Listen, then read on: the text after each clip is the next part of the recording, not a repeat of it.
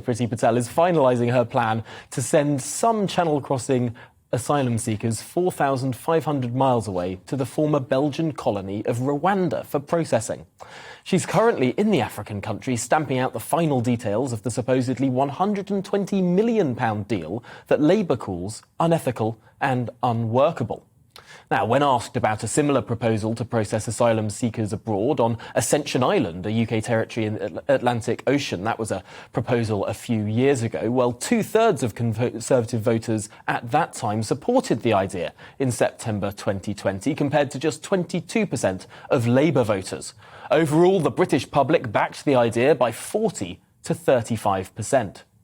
Now, under the Rwanda deal being sought, the UK seeks to have the asylum claims of some channel migrants processed in Rwanda, of course, and be encouraged to settle there, as opposed to the UK. However, according to the asylum statistics released by the House of Commons Library, almost 1,000 Rwandans themselves applied for asylum in the UK. So is this situation actually workable, and what does it mean?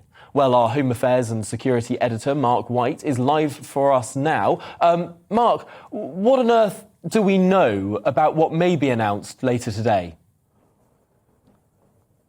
Well, the crucial thing is that there are some key details that are missing, and we are expecting more in the way of a briefing from the government as to how exactly this will operate. Clearly, as far as the asylum seekers are concerned, we're told that it will be mainly single men, not family groups that come across, who will be sent to Rwanda, and it seems it's a one-way ticket. So they are not going there to be processed for reconsideration to be returned to the UK, but we think that they are going to be then offered, if they pass the asylum process in Rwanda, the chance to be housed in that particular country. Priti Patel, the Home Secretary, is in Rwanda as we speak, looking at some of the accommodation that's going to be used to house these people as their asylum applications are being housed in that country.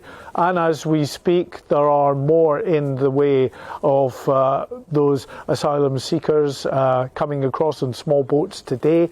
Just in the last few minutes, another lifeboat has come into Dover Harbour with 50 illegal immigrants.